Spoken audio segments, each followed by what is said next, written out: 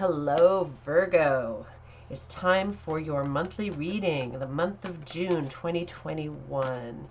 Now, if you saw the weekly reading I did for you last, you would have noticed that I used these two decks of cards.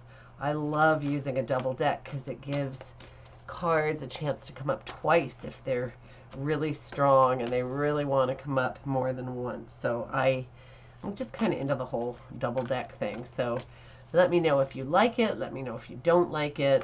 I have shuffled a ton off camera, and I know it's a bit of a pain to watch somebody shuffle all these cards, but it has to be done.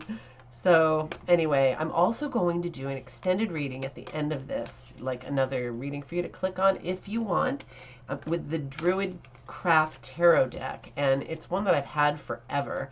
Also a double deck, and I was really reading into the meanings. They're a little bit different, or at least some of them are more specific than just the regular old tarot readings that I've been doing my whole life. So I wanted to use that double deck in that other reading, but I will just read the meanings directly out of the book for you because some of them are a bit specific and I'm not used to those exact, versions of the cards. So I thought I would just read them right out of the book for you, and then you guys can let me know about the accuracy of those little different or extended meanings. So that will be really fun. We can go on this little journey with that deck together. It's quite a cool deck. I've used it in the past, but I've only read it basically like the regular cards without those additional meanings, but it's going to be pretty interesting. So just something you can look at if you're interested. So right now I'm going to pull 12 cards for you. Let's see what we've got. I haven't seen that in a little while. Judgment keeps coming up for everyone, interestingly enough. I think I've gotten it in most of the readings I've done today. Okay, I'm liking.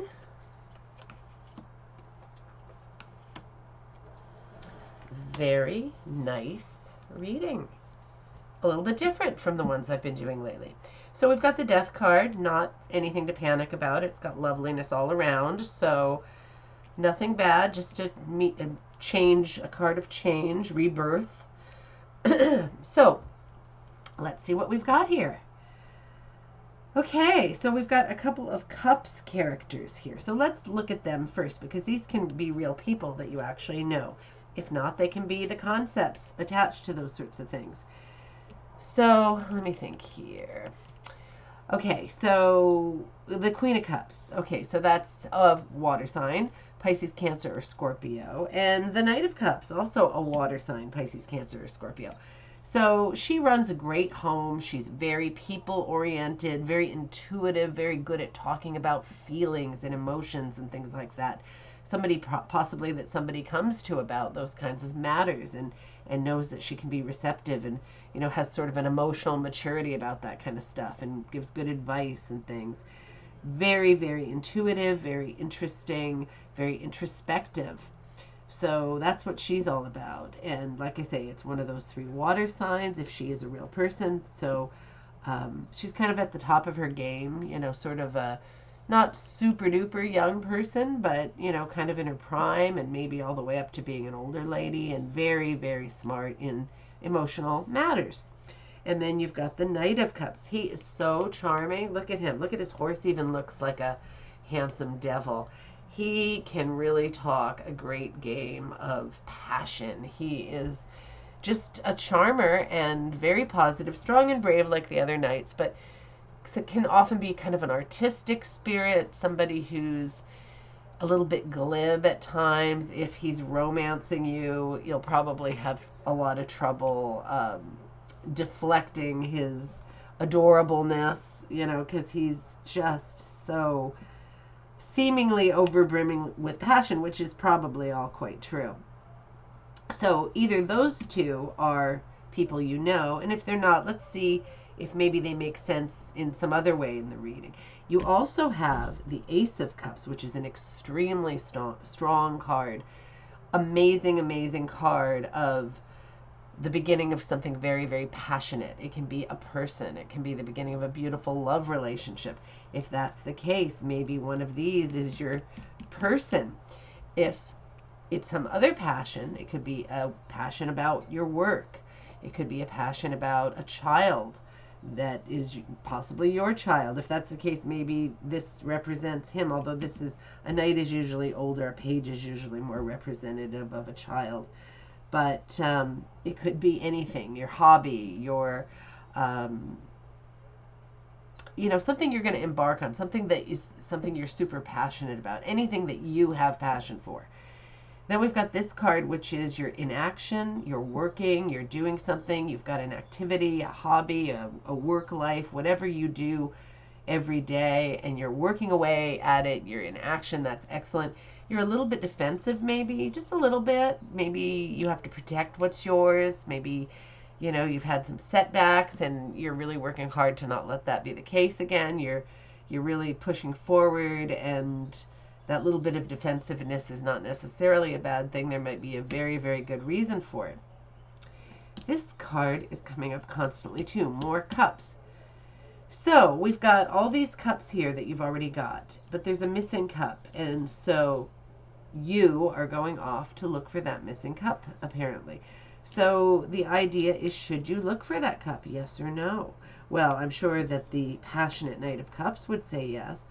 And I'm going to say that the Queen of Cups might give you that advice, or she might say, well, you should also be passionate about this here, so maybe be a little bit more grounded, because this is also passionate stuff.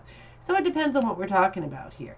I mean, it can be a very negative thing. It can be somebody has a wife and children and is going to run off because he's suddenly passionate about some other chick.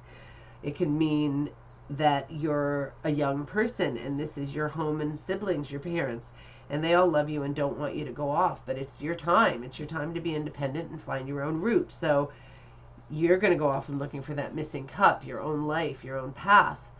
And although it might be negative for the people behind, it might be very positive in the long run. It might even end up being positive for them in the long run. Who knows? So in March is the Hermit, to tell you to go within. Your wisdom is inside of you. You know more than you think you know. I mean, that is always, always, always the case. You know more than you think you know. So in regard to this job or whatever this thing is that you're working on, here's a guy, you presumably, again with the, well, actually this one's Pentacles. I was going to say again with the Wands. It's not the Wands. They're both sevens, so they're kind of related. But this one is the Pentacles, and he's not completely thrilled with the harvest, the way it's coming out. He would like more or better or faster or something. Working hard here, but not 100% satisfied. I mean, sometimes this dissatisfaction can work to the good because it pushes you to do more and better. I'm going to say whatever you're up to here, whatever the thought process is, you're going to do something to really rock your world here. Could be a love relationship. Could be you're going to go off to find yourself or a new career or something, but the change is going to be fairly massive. You've got something brewing. You've got two aces here. You've got this one, the Ace of Cups, which is about something you're passionate about, and then you've got the Ace of Wands, which increases the power of this, because now you're going to take that thing you're so passionate about, or yet another thing that you have in mind, and it's going to become action. You're going to put it into actual action and practice. So it could be two separate things, could be double the pleasure, double the fun here with both the passion and the action together. Either way, it is very exciting and new and fresh and very, very positive and powerful. Then we have Judgment, and Judgment is a card I seem to be pulling in everything lately. Judgment often steps in to remind us we are not just mortal, we are eternal, and we have a spiritual side, and some people like this card because it's kind of a reminder that you're not just a being who's going to die. You are some kind of being that's going to go on, and you can always tap into that spiritual side. When I see Judgment with the Hermit, maybe when you are in kind of a meditative mode, you're going to be thinking about these kinds of thoughts, about tapping into your own spirituality, your own intuition, all of these qualities or things that we have that you're really going to need to create these things that you're putting into motion. But this feels very active. It feels very positive because you've got a lot of things. See, you're working very hard on this investment side of your life. You're trying to make things happen. You're trying to put health and wealth and good things into motion here.